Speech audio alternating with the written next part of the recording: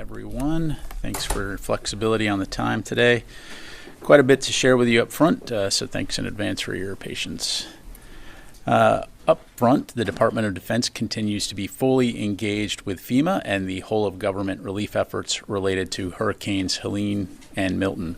The department will continue to work closely with our federal, state, and local partners to ensure we are doing everything we can to support and coordinate the ongoing disaster response efforts to aid our fellow Americans impacted by these devastating storms. Secretary Austin has been receiving daily updates on these response efforts and convened meetings yesterday and again today with Deputy Secretary Kathleen Hicks, Vice Chairman of the Joint Chiefs of Staff Admiral Christopher Grady, U.S. Northern Command Commander Gregory Guillot, National Guard Bureau Acting Vice Chief Lieutenant General John Stubbs, and other senior DoD leaders to discuss the latest department efforts to support the federal, state, and local response. Additionally, Secretary Austin, Deputy Secretary Hicks, and Chairman of the Joint Chiefs of Staff General C.Q. Brown Jr. also participated in President Biden's White House meeting today with the Vice President, DHS Secretary, and other senior DoD leaders to discuss the response to Milton and ongoing relief for Helene. Because of efforts to prepare and evacuate, this was not a worst-case scenario, and the evacuation orders saved lives. As you know, Hurricane Milton impacted Florida as a Category 3 storm, and DoD took appropriate precautions in advance for our facilities based in Florida to ensure the safety and security of our personnel, their families, and our equipment. Of note, U.S. Special Operations Command and U.S. Central Command remain evacuated from MacDill Air Force Base and will re-enter when safe. The priority is the safety of personnel and their families and ensuring they have the resources they need as they recover from Hurricane Milton. Both commands continue to operate out of multiple locations, ensuring no degradation to operations. We'll provide updates as they become available. In terms of specific DoD actions, first I'll address our efforts related to Hurricane Milton, and then I'll turn to Hurricane Helene. As of this morning, the Florida National Guard has activated more than 6,500 guardsmen and mobilized 500-plus high-water vehicles, 26 helicopters, and more than a dozen watercraft from a dozen states for the response and recovery mission following Hurricane Milton. In addition, another 3,000 National Guardsmen from 19 states are also ready to support. Also, the U.S. Army Corps of Engineers has approximately 250 people supporting the response with temporary roof support, debris control, flood control, waterway clearance, and more.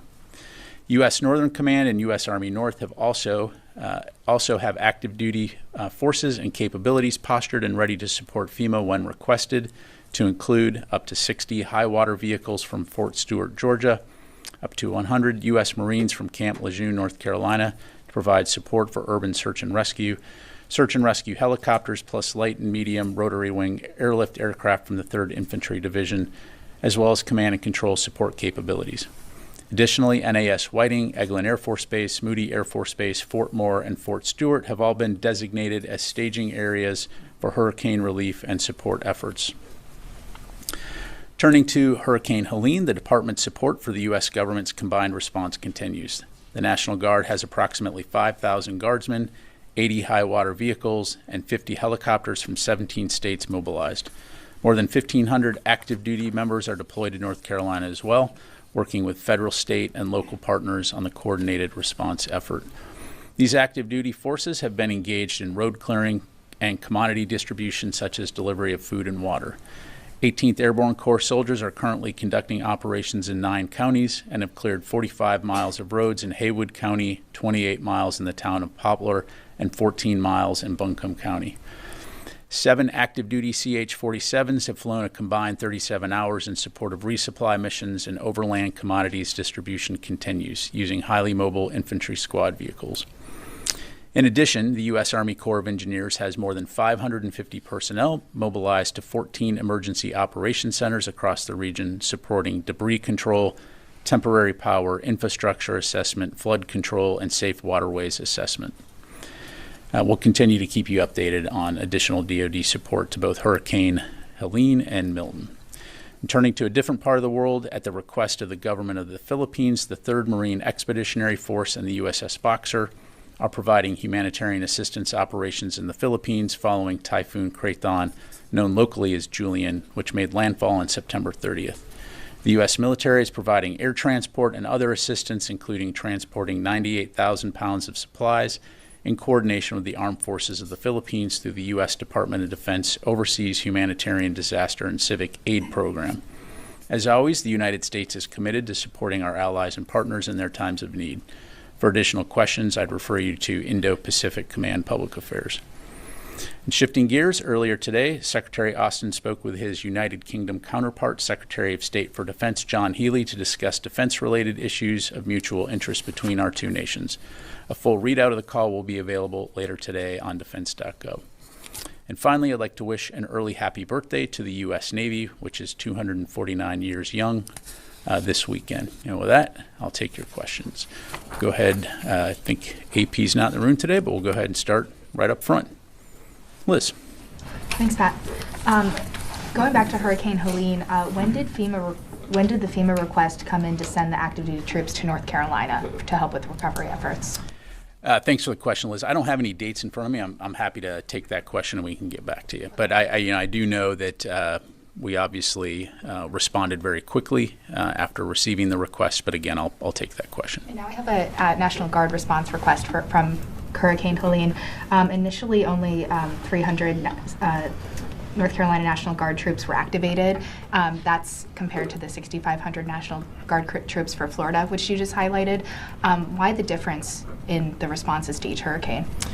Well, look, I think every state is going to look at what its requirements, and as I highlighted right now, I mean, you've got upwards of 5,000 National Guard. It's also activated to support response efforts across the Southeast, to include North Carolina. It's also important to understand that, just like I highlighted, you're going to have multiple states that are going to be supporting that effort, as is the case in North Carolina. The other thing, too, is keeping in mind that it's not like you're necessarily going to have forces just sitting in locations without knowing the track of the storm, where they're most needed. You need to do this in a way that's synchronized and integrated with a broader effort in order not to create additional problems in the midst of a crisis and an emergency. So as FEMA and as the state of North Carolina work closely together to identify what requirements were, of course, those capabilities were rapidly put online and rushed to the areas where they're needed most. And again, with the size and the scope of Hurricane Milton, certainly as we saw that coming, we were able to, again, from a whole of government standpoint, look at what we needed to do to be ready to respond. Does it mean that you're going to need all those forces in all those places? Maybe not. But again, you're going to try to make sure that what you're not doing is adding to problems, but that you're being additive to supporting solutions. And I just have one last question. Vice presidential candidate J.D. Vance wrote an op-ed criticizing Hurricane Helene relief efforts, and specifically the DoD's response. He said it was delayed. He compared it to the Obama administration only taking 2 days to authorize active duty troops to send them to Haiti for that recovery effort from the earthquake, as opposed to the 6 days it took for Secretary Austin to sign FEMA's request to authorize these active duty trips to North Carolina. Do you think that's fair to compare? What do you think of that characterization?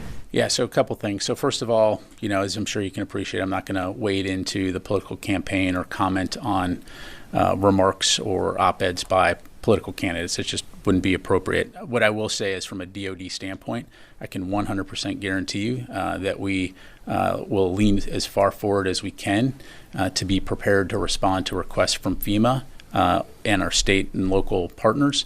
And this is no exception. So I think, as I highlighted, we have forces on the ground actively supporting our fellow Americans in their time of need, and we're going to continue to do that. Tony. I want to ask you about Israel and conversations between the Secretary and his counterpart in Israel, and the sharing of information about what comes next. The world's on pins and needles about whether or when Israel may strike Iran. What's the tenor of the conversation and frequency between either the E-ring here and Secretary Austin and his counterpart?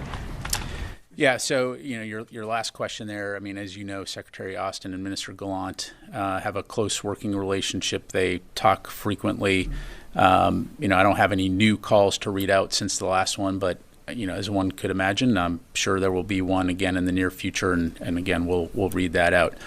As we have been from the beginning, those conversations are very focused on the situation in the Middle East, the tensions in the Middle East, the defense of Israel, but also looking at ways to ensure that what we're seeing there does not escalate into a wider regional conflict, and to work toward a diplomatic resolution of the tensions.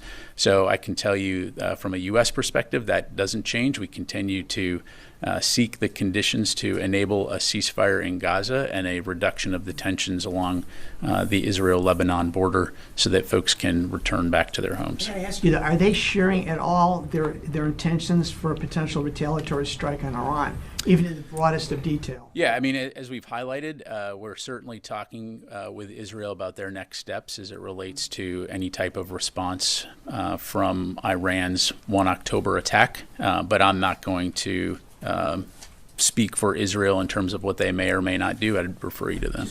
Are they going to give you a heads up of some kind of imminent action?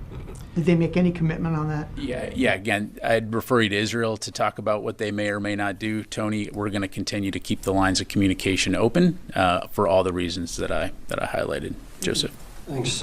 Just staying on Israel, and then I have a second on the Houthis.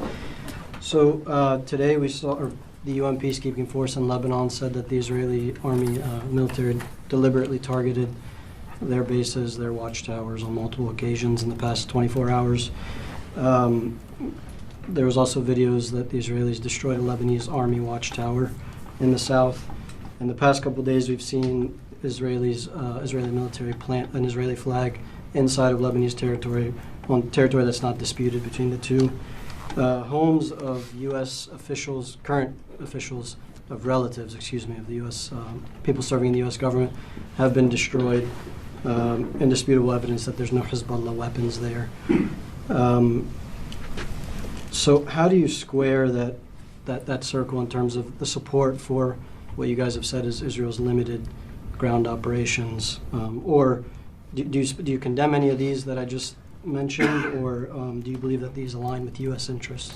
Yeah, thanks, Joseph. So lot to break down there. So first of all, as it relates to the reports that you highlight in terms of UNFIL or LAF, certainly those reports are concerning. I don't have any information to independently corroborate those reports. I'd refer you to the IDF to talk about their operations in that regard. Certainly we do not want to see non-combatants targeted as operations are being conducted. All indications that we have right now is that Israel continues to conduct limited ground operations across the border to remove Hezbollah attack infrastructure. And again, we've highlighted that we fully support Israel's right to defend itself, and we understand the threat that Hezbollah has posed for the last year. Ultimately, at the end of the day, though, again, I'd go back to our belief that for long-term security and stability, the best way to do that is through diplomatic means. So we'll continue to work toward that end. Just a second. I don't know if you saw the report from Brown University a couple days ago on how much military aid has been sent to Israel and then how much the U.S. campaign against the Houthis has cost. They said it has cost $4.86 billion so far, and that the U.S. military could require an extra $2 billion in the coming months. Can you confirm or take the question or let us know if you have any numbers of how much this specific campaign has cost so far? Yeah, I haven't seen the report, so I'm just not in a position to comment on it. Oren? Has the Israeli Ministry of Defense or Minister of Defense Yoav Gallant reached out to reschedule the visit that was delayed from earlier this week, from yesterday? Yeah, so I don't have anything to announce in terms of potential rescheduled dates. I'd refer you to Minister Gallant's office to talk about when they may be available to do that. Certainly, we will welcome the minister. Should he come back to Washington, D.C. Regardless, as I highlighted earlier, Secretary Austin will continue to maintain open lines of communication with the minister and continue to frequently communicate with him. And then just a hurricane question quickly.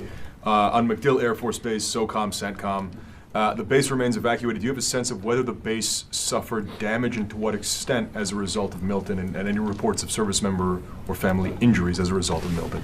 So, we'll obviously have a lot more information in the hours ahead. I don't have any updates to provide you right now. I'd refer you to the Air Force to talk about the specific condition of MacDill Air Force Base. But, as we get more information, we'll definitely push that out. Let me go back over here, Fadi. You've been patient. Thank you, General. Again, you say that the Israeli operation is limited. The fact on the ground in Lebanon say something else. You're talking about limited incursion. What about the widespread airstrikes daily, including Beirut? What about what the UN just said, that almost a quarter of Lebanon is under forced evacuation? Let me put it this way. If Washington, D.C. is being bombed every night, 60 million Americans have to flee their houses, quarter of the nation. Texas is being targeted. Strikes in Washington State and in New York. Would you consider that a limited operation? Yeah, what I said, Fadi, was in terms of their ground operations, what we continue to see is a limited in scope in terms of ground operations. As far as their broad efforts against Lebanese Hezbollah, again, we continue to have conversations with our Israeli partners in terms of the size and scope of what they're doing, recognizing, again, as we've highlighted, the importance of not only enabling the defense of Israel, but also thinking through what's next in terms of regional security and stability, taking civilian safety into account in terms of planning and operations. And so we'll continue to have those conversations with them. Again, ultimately, what we want to see is prevent further escalation broadly across the region, prevent a wider regional conflict, and get back to the conditions for a ceasefire and a resolution of these tensions through diplomatic means. Thank you. In terms of the Secretary's recommendations to the President, when it comes to the U.S. interest in the region and protection of U.S. forces, obviously there are, as you said, discussions with the Israelis about their next steps to strike Iran. What did the Secretary recommend in terms of what the Israelis should and should not do, not to harm, so in order not to harm U.S. interest and forces in the region? Yeah, well, I appreciate the question. However, I'm not going to talk about the Secretary's recommendations to the President. That's privileged and confidential information. Again, what we're focused on in the Middle East are several things. Again, protecting U.S. forces and Americans who are in the region, supporting the defense of Israel, and also working with the interagency and with our partners in the region to create the conditions ultimately to return to ceasefire negotiations and resolve these tensions through diplomatic means. So again, we'll continue to stay focused on that. Charlie? Hi, Pat. Yes, it's a routine question, but one we have to routinely ask. The force posture in that region, we know the Harry S. Truman is on the way. Is that playing into the calculus about the timing of the Israeli attack on Iran to make sure that, or to at least give the Defense Secretary the option of having two carrier strike groups in the region at the same time? Yeah, thanks, Charlie. I don't have any announcements to make in terms of force posture in the European Command or U.S. Central Command regions. As I've highlighted before, we have a significant amount of capability there already to enable the protection of our forces and respond to a wide variety of contingencies. So I'll just leave it there. Thank you. Yesterday, Minister Gallant said that the Israeli strike on Iran would be lethal and surprising. Is this something that you agreed upon? I don't have any comments to make regarding Minister Gallant's comments. Again, I've highlighted what we're focused on. I mean, the reason I'm asking, I would like to know if this department and the Israeli Minister of Defense are on the same page when it comes to the Israeli plan to strike back on Iran. Yeah, and again, I'm not going to speak for Israel about any operations that they may or may not take. As I highlighted, we continue to have conversations with the Israelis about next steps as it relates to any type of response from Iran's missile attack. But I'm not going to speculate, nor would I, again, speak for Israel on that. Wafa. Thank you, General. So, first clarification, since October 6, there was no phone calls between Secretary Austin and Mr. Gallant. So, for 4 days, there was no consultation or engagements between Secretary Austin and Gallant. The last phone call that they had was on Sunday. Yeah, October 6th. So since then, there was no I don't have any consultation. calls to read out. But again, as I highlighted, as you know, don't have anything to announce today, but I'm confident that they'll speak again in the near future. And I have a follow-up on Joe's question. I know you said you didn't see the University Brown report, or you don't have any numbers, but can you explain why the Pentagon consistently declined to give or provide information details regarding the cost of U.S. assistance to Israel since October 7, 2023? How do you explain this lack of transparency to U.S. taxpayers on this matter, on this issue? Yeah, I mean, we certainly provide information to Congress as it relates to the security assistance that we provide to many countries around the world. As we've highlighted previously, I'm not able to provide a specific number, Wafa, other than to say we have provided billions of dollars in security assistance to Israel since Hamas's attack on October 7.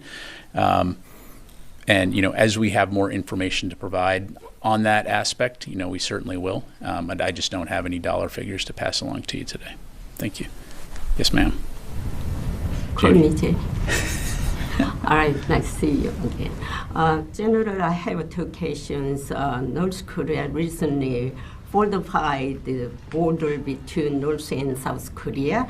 When North Korea declared for the fortification of the inter-Korean border, it notified only the United States, not South Korea, of its move. How does the Pentagon assess North Korea's intention? Well, look, when it comes to the security on the peninsula and our alliance with South Korea, that's something that we obviously take very seriously. We maintain frequent communications with our Republic of Korea allies. As for why the DPRK may choose to do something as it relates to communicating items like that, I'd refer you to them. Regardless, we have a very strong alliance with South Korea and will continue to work together towards security and stability throughout the region. Thank you. North Korea is intervening in the war in Ukraine by sending troops for Russia. Iran and North Korea are called the axis of evil. Are there any signs of military cooperation between Iran and North Korea in the Middle East war? Between Iran and North Korea? Yes. I don't have anything to provide on that. Janie, I have not seen anything to indicate that that's the case, but obviously, something we'll continue to keep a close eye on. Thank you. Let me go to the phone here. Constantine from military.com. Thanks, Pat. Just following up on Oren's question and broadening it out slightly, can you speak to whether any military facilities or bases sustained any damage as a result of the hurricane in Florida? And second question is, the Navy specifically sortied a few ships and a squadron and some sailors out of Florida. Are you able to offer any timeline as to when those assets will be returning home? Thanks. Yeah, thanks, Constantine. So for the most up-to-date information on that, I'd refer you to the services to talk about their capabilities. And I'm hesitant to speculate and provide something off the cuff in terms of the status of DoD facilities in Florida. I would say anecdotally, initial indications are, as I highlighted in the topper, that it wasn't the worst case scenario. In other words, there's some damage, but not extensive damage. But again, we need the time to be able to go in, have the teams make those assessments and come back with more detailed information. So I appreciate your patience on that, but I'm confident we'll have more up-to-date information in the very near future. All right, let's go to Chris Gordon, Air and Space Forces Magazine. Thanks, Pat, and I appreciate the full name.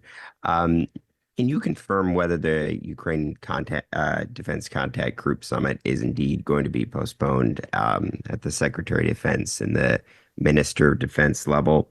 And I understand these summits are useful, but can you give us a sense of how much work is actually done by the CG in between these formal meetings? Yeah, thanks for the question. So, yes, the Ukraine Defense Contact Group that was originally scheduled for October 12th has been postponed. I don't have a new date and location to provide to you. That's something that we're working through, and certainly once we do, we'll provide that to you. But to your second question, there absolutely is a lot of work that happens in between the UDCGs, and that really entails the capability coalitions working through their co-chairs on identifying, developing, and delivering capabilities to the Ukrainians, both for their near-term and long-term defense requirements, as well as one of the things that Secretary Austin, for example, and our policy team do on a very regular basis is working through ensuring that Ukraine is able to get the security assistance it needs to defend itself. And so that entails phone calls, it entails bilateral meetings and discussions that are very frequent. And then, oh, by the way, don't forget, you've got the Security Assistance Group Ukraine in Germany that is also working with our international allies and partners to help facilitate the acquisition and delivery of those capabilities to Ukraine. So the Ukraine Defense Contact Group is an incredibly important forum for helping to synchronize and to ensure that we're sharing information and providing Ukraine support in a cohesive way, but is by no means the only mechanism by which we support Ukraine. Thank you. Take a few more. Let me go to Louis, and then I'll come back to you. Sure. Thank you. One question on Israel, Lebanon, and another on the hurricane. I remember that when you were looking for clarity for quite some time from Israel about their intentions and their plans when the incursion went in to Lebanon. Is that still the case when you're talking about discussions? In other words, do you still need to get a clearer picture other than this talking point of a limited ground incursion? I'm not sure I understand your question. In other words, let's go back 2 weeks ago. Israel went in, and the talking point was we are wanting more clarity from Israel about what their intentions are inside of Lebanon, how long they plan to be there, how large of an incursion this will be. Is that still something that you're looking for answers for, or are you just taking at face value when they say this is a limited ground incursion? Well, I'm delivering to you the facts as I know them from multiple means, which I won't necessarily go into from the podium here. So what we do see is that Israel on the ground across the Lebanon border is conducting a limited operation to root out and remove attack infrastructure. Big picture, to kind of get to your question here, is both from a micro and a macro standpoint. From a U.S. standpoint, we obviously have, the United States has interests in the region, and one of our interests right now is on preventing a wider regional conflict from happening, and that entails engagement not only with Israel, but with partners throughout the region and allies and partners throughout the world. We also have a national security interest in our security relationship with Israel. And so, as you know, we have a long-standing security cooperation relationship. We have an ironclad commitment to support the defense of Israel. And so that entails having frequent conversations in terms of what they're doing to defend themselves, the role that the United States plays in that, but also as it relates to the thing I talked about earlier, which is preventing a wider regional conflict. And so working all those aspects, again, in support of security and stability throughout the broader region, but also the national security interests of the United States and our allies and partners. So you're still looking for clarity about their long-range plans for Lebanon? What I'm saying is that we are continuing to have conversations with them for all the reasons I highlighted. How best to support the defense of Israel, protect U.S. forces that are in the region, while at the same time working to understand how they're going to do things so that A, we can best support them from a defense standpoint, but also help to set the conditions for eventually getting back to a ceasefire and resolving these issues through diplomatic means. So, Thank you. And hurricane question goes back to Liz's initial questions at the top of the briefing. Can you tell us when Secretary Austin approved the use of active duty forces for North Carolina? I'll have to take the question, Lou. I don't have the date right in front of me. Again, as I highlighted to Liz, when the DoD was asked by the president to provide active duty forces, we obviously moved out very quickly, but I'll take your question. Thanks. All right, thanks very much, everybody. Can you also take the question not just about when it was approved, because I think that might be in the statement. I could be wrong about that, Louis. But can you also take the question of when FEMA requested it, so we know? There's some discrepancy about whether it was the September 30th or October 1st that the request actually came in. Sure. Thank you. Take that question. All right. Thanks very much, everybody.